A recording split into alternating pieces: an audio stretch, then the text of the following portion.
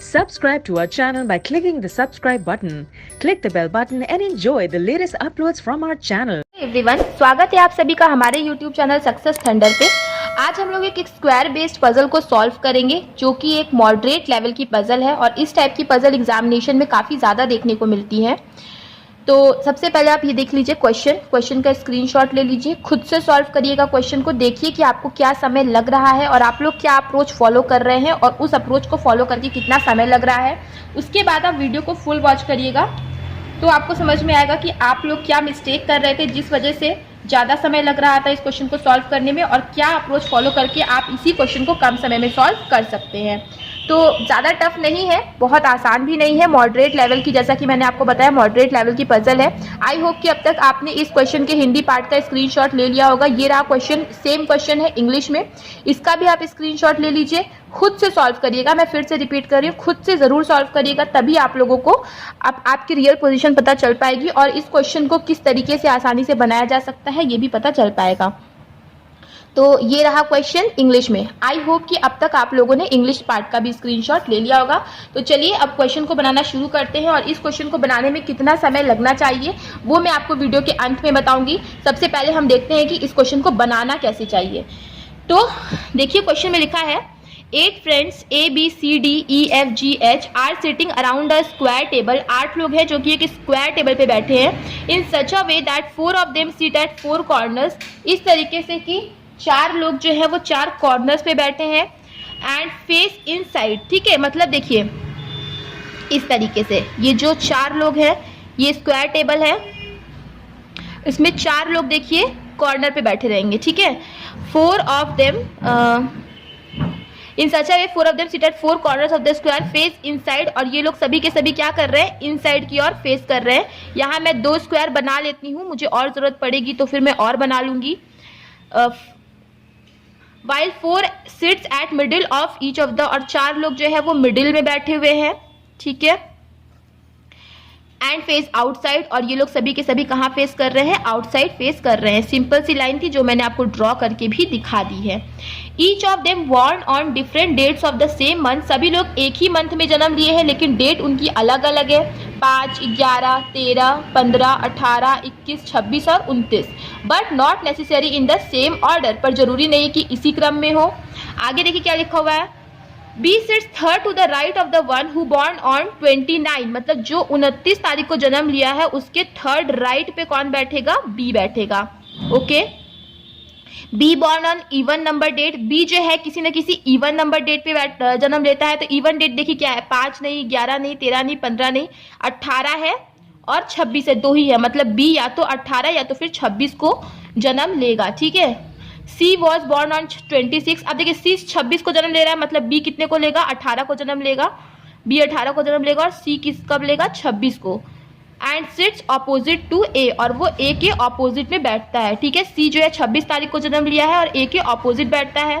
C sits immediate right to the one who born on 29। 29 के immediate right पर बैठेगा सी, ठीक है। A doesn't sit at the corner, A corner पे नहीं बैठा, ए कहाँ पे बैठा है, मिडिल पे बैठा है, मतलब सी भी कहाँ पे बैठेगा, मिडिल पे बैठेगा। तो चलिए सी को मिडिल पे बैठा लेते हैं। सी 26 मिडिल पे बैठ जाएगा, उसके ऑपोजिट पे बैठ जाएगा ए, ठीक है। अब देखिए 29 के इमीजिएट राइट पे सी आया है, तो अगर सी यहाँ पे आ रहा है तो 29 डेफिनेटली यहीं पे आएगा, तभी तो इसका इमीजिएट राइट पे ये बन पाएगा। और 29 के थर्ड राइट 1, 2, 3 राइट पे कौन आएगा, बी आएगा।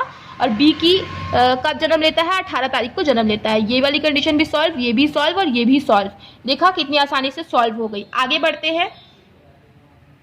H sits opposite to F, H जो है वो एफ के ऑपोजिट बैठेगा।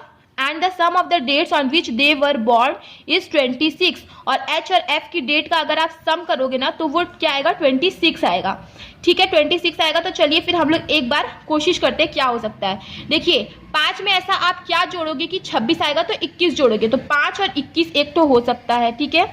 5 और 21 हो सकता है, राइट। अब 11 में ऐसा क्या जोड़ोगे कि 26 आ जाएगा, तो 11 में अगर आप 15 जोड़ोगे तो 26 आ जाएगा, तो एक 11 और 15 हो सकता है। अब 13 में ऐसा क्या जोड़ोगे, 13 में 13 जोड़ोगे तभी 26 आएगा। अब 15 में 11 हमने लिख ही लिया है। 18 में ऐसा क्या जोड़ोगे कि 26 आ जाएगा, तो 18 में अगर आप 7 जोड़ोगे तब 26 आएगा, लेकिन 7 यहाँ पे है नहीं तो ये नहीं बन सकता है।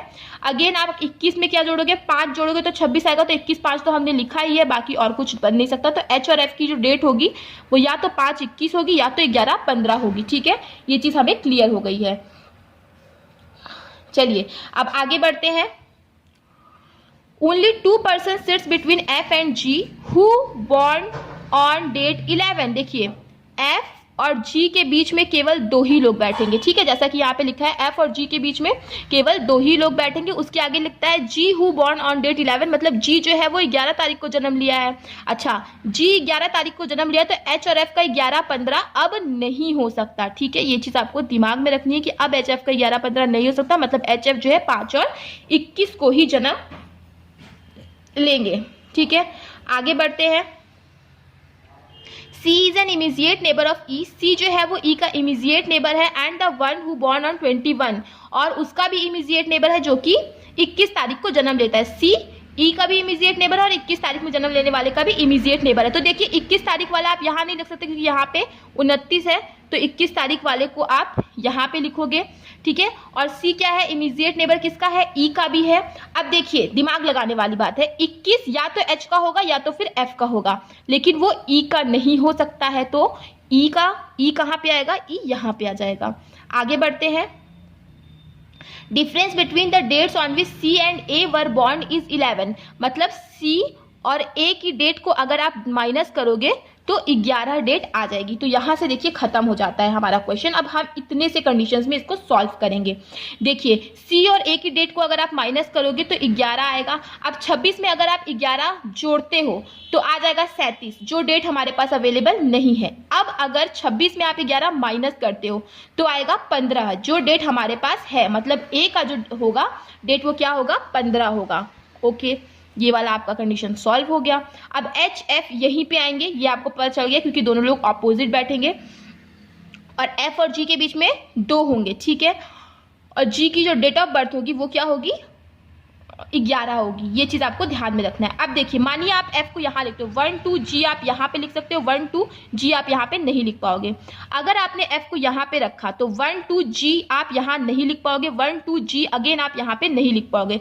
तो एफ को आपको यही लिखना पड़ेगा ताकि 1 2 जी की आप कोई प्लेस हो सके। और जी कौन सी तारीख को जन्म ले रहा है, 11 को जन्म ले रहा है। एफ के अपोजिट आना है एच को, और एच की डेट ऑफ बर्थ क्या होनी है, 5। ये वाला भी आपका सॉल्व हो गया, ये वाला भी आपका सॉल्व हो गया। अब केवल एक बंदा बचा है और एक डेट बची है, वो भी हम लोग लिख लेते हैं। तो A B C I guess D बचा हुआ है, और डेट कौन सी बची हुई है, 5 हो गया है, 11 हो गया है, 13 केवल बची हुई, तो 13 आपको यहाँ पे लिख देना है। अब देखिए यही हमारा फाइनल अरेंजमेंट बन गया, हमें इसकी भी जरूरत नहीं पड़ी। अगर आप किसी भी क्वेश्चन को आराम से पढ़ के एक एक कंडीशंस को समझ के सॉल्व करते हो तो क्वेश्चंस काफ़ी आसान तरीके से बन जाते हैं। बिल्कुल भी समय नहीं लगता है क्वेश्चंस को बनाने में, लेकिन थोड़ा सा आपको दिमाग लगाने की ज़रूरत पड़ेगी। देखिए इस क्वेश्चन को मैंने कितने आराम से पढ़ा, दिमाग में कंडीशंस को बैठा करके उसके बाद सॉल्व किया। ये क्वेश्चन मैंने आपको एक्सप्लेन किया तब भी 7 मिनट में बन गया होगा। अगर 7 मिनट में मैंने सॉल्व कर लिया है तो क्योंकि मैं एक्सप्लेन कर रही हूँ तो थोड़ा सा टाइम मुझे ज़्यादा लगेगा ही डेफिनेटली। आपको कम से कम 3 मिनट के अंदर इस क्वेश्चन को सॉल्व करना है, उससे ज़्यादा के समय का क्वेश्चन ये है नहीं। अगर आप 3 मिनट में सॉल्व कर ले रहे हो तो बहुत अच्छी बात है, नहीं कर पा रहे हो तो थोड़ा सा आपको प्रैक्टिस और करने की ज़रूरत है। आई होप कि मैंने आपको सॉल्व करना सिखा दिया होगा, क्लियर कर दिया होगा कि इस तरीके के क्वेश्चंस को किस तरीके से आपको डील करना है और कम से कम समय में एग्जामिनेशन में किस तरीके से आपको इस तरह के क्वेश्चंस को करना है। तो चलिए फिर मिलते हैं अपने नेक्स्ट वीडियो में। वीडियो अगर पसंद आया हो तो वीडियो को लाइक करिएगा, जितना हो सके ज़्यादा से ज़्यादा वीडियो को शेयर करिएगा, और अगर आप चैनल पे पहली बार आए हैं तो चैनल को सब्सक्राइब करना मत भूलिएगा। मिलते हैं अपने नेक्स्ट वीडियो में। Thank you so much for watching.